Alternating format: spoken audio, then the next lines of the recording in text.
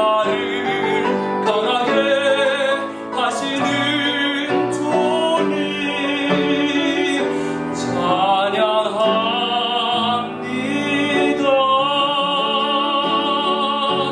나를 강하게 하시는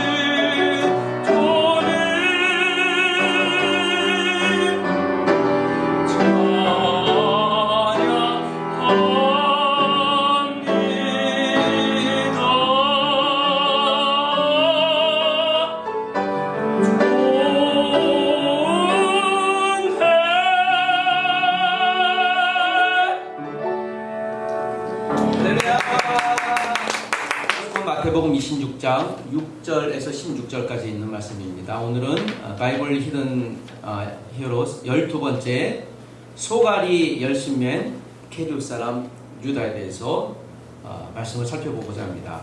마태복음 26장 6절에서 16절까지입니다. 여러분 한 절씩 저와 여러분이 교독하도록 하겠습니다. 6절 제가 먼저 읽습니다. 예수께서 베다니 나병 환자 시몬의 집에 계실 때에 한 여자가 매우 귀한 향유한 가을 가지고 와서 식사하시는 예수의 머리에 묻으니 제자들이 보고 분비하여 이르되 무슨 의도로 이것을 허비하느냐 이것을 비싼 값에 팔아 가난한 자들에게 줄 수 있었겠다. 예수께서 아시고 그들에게 이르시되 너희가 어찌하여 이 여자를 괴롭게 하느냐 그가 내게 좋은 일을 하였느니라. 가난한 자들은 항상 너희와 함께 있거나 나는 항상 함께 있지 아니하리라. 이 여자가 내 몸에 이 향유를 부은 것은 내 장례를 위하여 함이니라. 내가 진실로 너희에게 이르노니 온 천하에 어디서든지 이 복음이 전파된 곳에서는 이 여자가 행한 일도 알아요. 그를 기억하리라 하시니라. 그때 열둘 중에 하나인 가룟 유다라 하는 자가 대제사장들에 가서 말하되 내가 예수를 너희에게 넘겨주리니 얼마나 주려느냐 하니 그들이 은 30을 달아 주거늘. 16절 다같이 그가 그때부터 예수를 넘겨줄 기회를 찾더라. 오케스트라 지휘를 제가 배운 적이 있습니다. 한 2년 정도 학술원에 가서 그 비싼 등록금을 냈고 오케스트라 지휘를 배웠고 그래서 약간은 아직도 그 악기마다의 음을 들을 줄 알고 이제 귀는 이렇게 좀 열려 있다라고 스스로 생각을 합니다. 그래서 좀 즐길 줄 아는 정도는 되는데 이 악기 오케스트라 연주하기 이전에 가장 먼저 기준이 되는 이 C음을 붕 하고 부르면요, 이제 다른 악기들이 그걸 기준 삼아서 튜닝을 한다고 합니다. 그래서 튜닝하는 가장 첫 번째 C음을 내는 악기가 무엇일까요? 오보에입니다. 그래서 오보에는 못 가는 악기죠.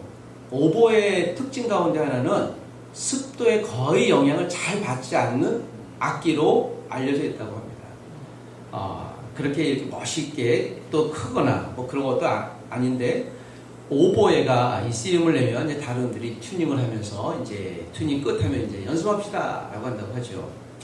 오보에를 보면서 그렇게 특출나지 않은 것처럼 보일지 몰라도 환경에 영향은 받지만 환경에 따라가지 않는 악기, 참 소중한 악기다. 물론 다른 악기도 그러하겠지만 그래서 화음을 모으는 기준점이 되는 것입니다. 사랑하는 가족 여러분들이 우리가 이 세상에서 그리스도인으로 살 때 저는 비유한다면 오보에 같은 분들이 되시기 원합니다. 환경에 영향 안 받을 수가 없습니다. 그렇지만 우리가 환경에 따라 사는 사람이 아니라 그 속에서 여전히 예수 그리스도의 가치를 드러내는 바로 그러한 분이 될 수 있게 되기를 주의 이름으로 축복합니다. 이제 제가 가을 옷을 꺼내 입습니다.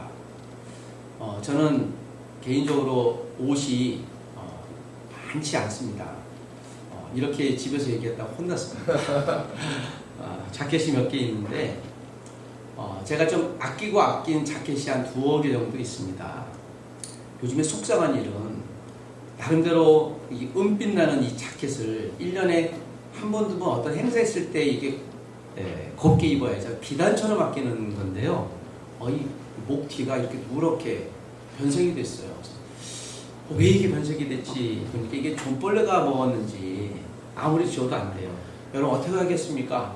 그래서 제가 괜찮아, 나는 상관없어, 입을 거야 하지만 마음이 좀 아픔이 있습니다. 때로 우리가 아무리 아껴도요, 한국말에 아끼면 또 아끼다가 썩는다, 뭐 된다 라는 말이 있잖아요. 내가 그것을 아낀다고 해서 그것이 오래 보존될지는 잘 모르겠습니다. 저는 이것을 우리가 잉여 자산이라고 얘기한다면 우리의 믿음은 잘 간직하는 것만의 정답은 아닌 것 같습니다. 오히려 우리의 믿음은 다른 사람들에게 흘려 보내야 될 줄 믿습니다. 내가 갖고 주장하고 잘 저축하는 것이 내게 재산이나 또 영원한 자산이 안 될지도 모르겠습니다. 오래전 제가 아는 아주 스마트한 형님이 계셨는데 그분이 이 학교 근처에서 나름대로 큰 규모 있는 어떤 사업체를 합니다. 그분이 주식을 한다고 했습니다.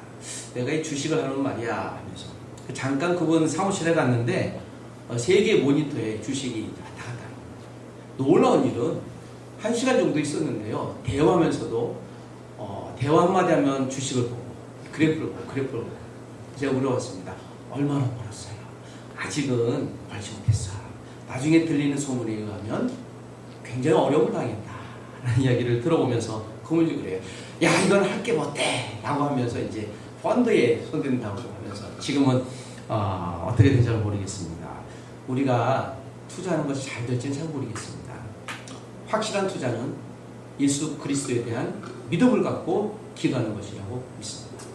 여러분, 주를 향해 사십시다. 지난 시간에 마태를 여러분께 소개해드렸습니다. 마태는 어떤 사람이었습니까? 예수님의 제자였습니다. 마태는 어떤 사람이었죠? 세리였습니다. 그가 레위 지파임에도 불구하고 나라와 민족을 팔아먹은 배신자의 삶을 유대인의 입장에서는 살았으나 예수님은 그를 12 제자의 한 사람으로 데리고 마태라는 놀라운 복음서를 쓰게 하는 사람으로 변화시켰던 것을 보게 되어집니다. 오늘은 12명의 제자 가운데 마지막 사람이라고 늘 일컬어졌던 유다에 대해서 살펴보려고 합니다. 제가 제목을 적으면서 숨겨진 영웅인데요. 유다는 영웅일까라는 스스로 질문을 해봤습니다. 예수님이 팔아먹은 사람인데 우리가 이미 결론을 잘 알고 있습니다. 유다에 대해서는. 그가 무슨 본받을 만이 있겠습니까? 라고 생각할지 모르지만 문득 유다가 또는 내가 유다가 될 수 있지 않을까? 유다가 갖고 있는 생각은 나에게도 있지 않을까라는 스스로의 질문을 해보는데 제가 여기 자신 있게 대답할 수 없었습니다. 내 안에 마태도 있지만 내 안에 베드로도 있지만 내 안에 유다도 있겠다. 유다는 과연 어떤 사람일까? 여러분, 유다 같은 이름의 뜻을 가진 사람 되시길 축복합니다. 할렐루야! 자야자만만 아멘 했어요. 그 이유는 우리가 유다에 대한 정보를 알고 있잖아요. 그러니까 유다 이름의 제가 뜻이라고 그랬습니다. 유다는 하나님을 찬양하다라는 뜻이에요. 이름 굉장히 괜찮죠. 유다라는 이름은요, 그 당시에 보편적인, 특별히 예루살렘이나 유대 지방이에요. 보편적인 이름입니다. 마치 교회 다니는 분들이 자기 자녀 이름을 좀 예수님 닮게 해서 무엇이라고 하죠? 얘는 예수님의 은혜로 태어났으면 얘는 하나님의 은혜야 그러면 얘는 하나님을 찬양했으면 좋겠다 그러면 하찬이 딱 나오잖아요. 얘는 성령님의 은혜야 그러면 성은이 그러잖아요. 그래서 교회에서 예은아 그러면 한 대여섯 명이 네 하고 있더라고요. 하성아 하나님의 음성 그러면 또 몇 명이 싹 들어봅니다. 그만큼 보편적이라는 게 유다라는 이름입니다. 그러니 꽤 종교적인 이름이죠. 그리고 유대인들이 봤을 땐 괜찮은 사람이니 이분들의 부모님 가정 내력도 대략 유추할 수 있을 것 같습니다. 그랬던 유다. 그러나 이 유다에 대한 개인적인 정보를 보면 유다는 꽤 하나님 나라에 대한 열심이 있었던 사람인 것 같습니다. 정치적인 독립을 영원하는 그 진로 출신이에요. 열심 당원 출신입니다. 이 당시엔 4개의 유대인 분파가 있었습니다. 한 부류는 사두개파가 있었고요.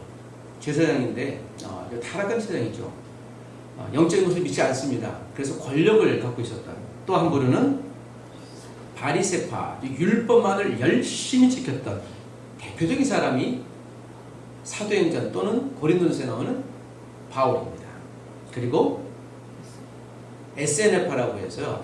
나 저런 거 싫어. 그냥 속 쓰러 들 거야. 기도원에만 들어갈 거야. 해서 이 광야의 낭인들이라는 별명을 가졌던 SNF입니다. 대표적인 분이 세례 요한으로 알려져 있죠. SNF가 그 광야에 가서 무엇을 했는가 하면 열심히 성경을 기록했습니다. 그것이 이제 1900년 초중반에 터키 한 지방에서 발견이 돼서 이제 성경이 드디어 우와 하는 인류의 보물로 알려져 있죠. 또 한 부류가 열심당원이었습니다. 이들은 약 BC 60여 년 전부터 로마의 압제에 의해서 이스라엘을 이기는 것, 회복시키는 것이, 해방시키는 것이 하나님 나라를 회복시키는 것이다. 마치 AD BC 930년에 930년 이전에 그 1010년에 다윗이 왕이 되어서 영토를 넓혔을 때 우리 그러한 메시아가 이 땅에 오면 이제 유대인이 전 세계 근동을 제패할 거야 라고 하는 착각 속에 빠져 있었던 그런 사람들이죠. 여러분 역사를 보면 이스라엘이 유대인이 좀 근동을 제패했던 때가 언제였습니까? 가장 잘 나갔을 때? 한 번도 없었습니다. 우리가 보기엔 땅이 약간 넓혀졌는데요. 아수르, 바벨론, 이집트 이런 나라에 보면요 어때요? 여러분 보십시오. 제가 부산에서 한번 이 고속도로로 오는데 5시간 반이 걸렸습니다. 제가 너무 힘들어서 한국이 고속도로 정말 길다, 정말 넓다라고 얘기하는데요. 이것을 우리가 그 중국이나 몽골에서 온 쟤들이 얘기를 하면 제가 하얼빈에 가서 우리 이 교수님 제자들 장콩이라는 제가 여기서 심양까지 얼마나 걸릴까? 얼마 안 걸려요. 잠깐 간대요. 우리 장관님은 얼마입니까? 그렇죠. 대부분 30분. 이게 넘으면 이제 뭐야 이거라고 나오는데요. 정확히 6시간 반 걸렸어요. 장관이라는 하루가 지났어. 그 가까운데요. 생각이 다르잖아요. 마치 생각의 차이, 이것은 굉장히 중요한 차이일 수 있습니다. 생각의 차이가 내 행동의 차이를 가져오기 때문에 그렇습니다. 제가 지금 유다에 대해서 좀 빠르게 어렵게 설명드리고 있습니다.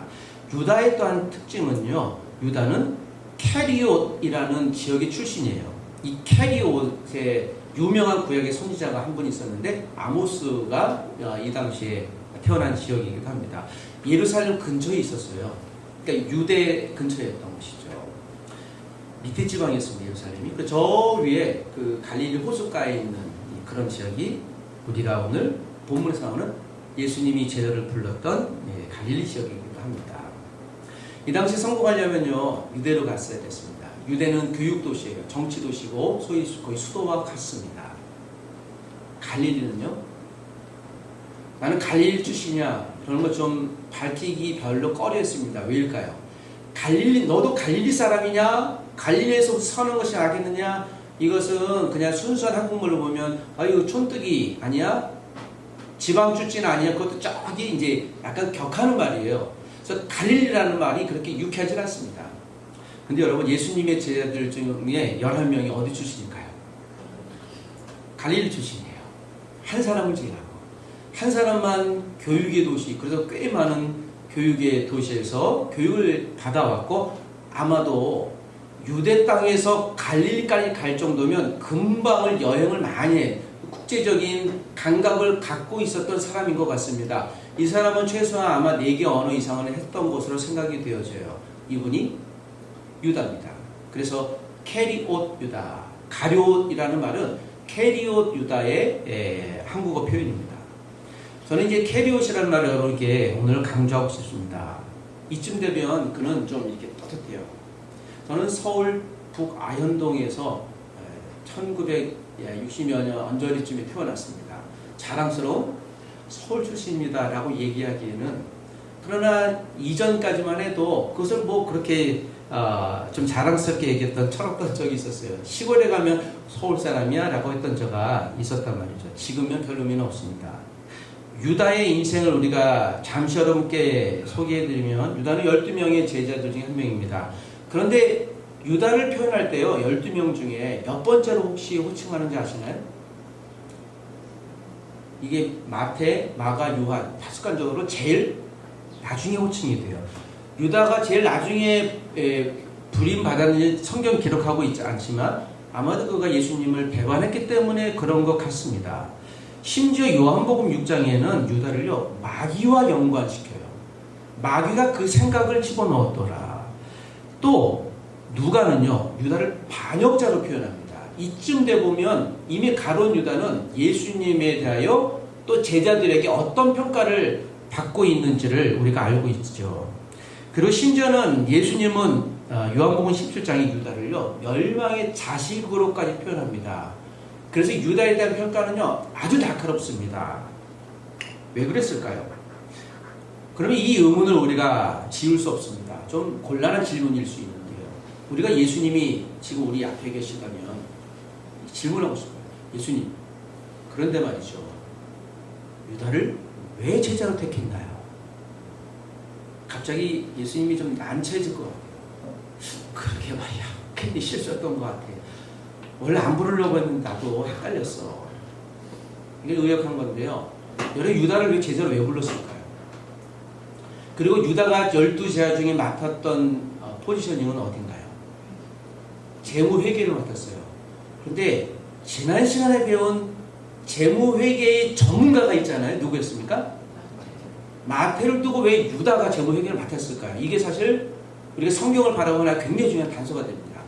예수님이 12제자 중에 아마도 유다에 대한 전폭적인 믿음과 헌신을 보냈을 것이 거의 확실해요. 더군다나 언어도 뛰어나죠. 국제적인 감각도 있죠. 그리고 오늘 본문에 한 여인이 이 향유 옥합이 얼마인지는 유다는 단번 알았어요. 얼마입니까?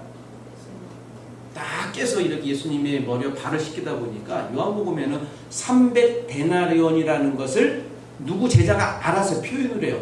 야, 저거 300데나리온인데 저거 팔아서 가난한 자에게 나눠주면 우리 재산이 풍부할 건데 회계 맡은 사람이 그 얘기했을 거예요. 우리 재산이 300데나리온이면 지금 한국 돈으로 보면 1,500, 1,800만 원 정도 돼요. 아니, 그게 비싼 거죠. 자, 이렇게 계수를 날카롭게 했던 게 유다예요. 그러니까 거기에 아주 스마트한 사람이죠. 자, 유다가 예수님께 최소한 그런 외적인 면에서는 전적인 신뢰를 받을 만한 능력이 있었다. 그뿐만 아니라 예수님의 부르심에 따랐던 사람이니 예수님에 대한 무엇도 있었겠습니까? 믿음도 있었던 사람이죠. 심지어는 예수님께서 2명씩 내어보내면서 그 병든 자를 치료하라 했더니요. 마태복음 10장, 누가복음 9장에는요. 그는 은사등이 있어요. 병든 자도 귀신도 쫓아냈던 사람입니다. 전도도 잘했습니다. 이쯤 되면 우리 유다를 감히 이렇게 격화시킬 만한 생각을 이제는 잠시 접어들 줄 몰라요. 그러면 왜요? 왜 유다는 예수님을 배반했겠습니까? 사실 저도 이것이 퀘스천이에요. 그런데 오늘 예수님 앞에 우리가 알 수 있는, 성경을 통해 알 수 있는 유일한 단서는 그가 예수님을 팔았더라는 사실과 함께 더불어서 그 오늘 본문에 나와 있는 유다의 아주 심증에 하나님 앞에서 무언가 실수하는 부분들을 우리가 볼 수 있게 될 것입니다. 자, 제가 유다에 대해서 이제 2가지 평가를 내렸습니다. 그래서 때로는 우리에게 유다의 마음도 있을 수 있습니다. 주님에 대한 열심히 있을 수 있는 거죠. 내가 주를 위해 정말 살아야지. 주를 따라야지. 근데 여러분, 유다는 열심당원 출신이었습니다. 최소한 열심당원이 봤을 때 예수님은 이적도 행했고 많은 군중의 무리들을 모으는 것으로 봐서 그분은 메시아가 되면 로마군을 쫓아낼 수 있을 거라고 생각했겠죠. 그런데 여기서 또 한 가지. 예수님의 제자들 가운데 열심당원이요. 최소한 4명에서 8명까지 얘기를 해요. 유다만이 생각까지는 게 아니에요. 야고보, 베드로 대표적인 열심당원 출신, 비밀도리 출신이었어요. 그래서 이 가룟 유다만 이 생각까지 한 거의 비슷하게 가졌을 것이에요. 자, 우리도 예수 믿고 이 자리에 와 있지만 사랑하는 가족 여러분, 혹시 예수님 앞에 우리의 문제가 있으면 기도하지 않습니까? 여러분 갖고 있는 기도의 문제가 오늘 예배 마치기 전에 다 해결되기를 축복합니다. 저도 그것 때문에 기도하는 문제가 있어요. 주여, 저도 이사 가야 되는데 집 문제가 있어요. 주여. 그건 크든 작든 우리에게 가장 큰 문제예요. 여기 또 멘토들과 멘토들이 있는 줄 믿습니다. 저에게 가장 큰 기도죠. 뭐 주님, 이번 한 주가 지나기 전에 이 멘토와 멘티들 잘 연결되게 해주십시오. 교수님, 오늘 이 학생을 이번에 꼭 만나야 됩니다. 언제 만나실 거예요? 목사님, 저 해외에 있는데요.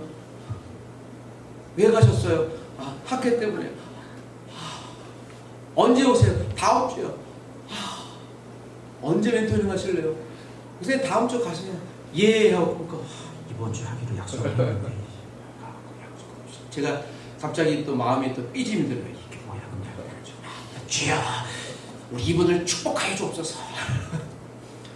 어떻게 되지? 이 관심사예요. 그래서 제가 최고의 관심사 중에 이번 주 하나입니다. 물론 제 기도 제목대로 될 수도 있고 그렇지 않을 수도 있겠지만 오늘 이 짧은 시간에 유다에 대해서 제가 대략적인 설명을 했지만 이 본문의 한 가지 메시지, 유다가 또 오늘 이 광경을 보았을 때 했던 마지막 한마디를 저와 여러분들이 좀 기억할 수 있었으면 좋겠습니다. 오늘 26장 6절에서 16절까지 전체를 읽었는데 6절에서 9절 유다가 욕망에 사로잡혀 있다라는 것을 우리가 충분히 알 수 있을 것 같습니다. 유다는 자신의 욕망에 사로잡혀서 특별히 8절에 보면요, 분개라는 표현이 나와요. 분한 거예요. 이거 어찌할 바 모르는 거잖아요. 어찌하면 이렇게 돼? 왜 그러지 말이야? 그게 화나는 정도가 아니고요. 정말 머리 끝까지 이게는 분노가 나는 거예요. 그래서 내가 행동에 막 참여하는 거예요. 한 여인이 옥합을 깬 것을 갖고 예수님의 머리에 부은 것을 이 유다가 볼 때는요, 허비했다라는 표현을 써요. in vain이란 말이에요.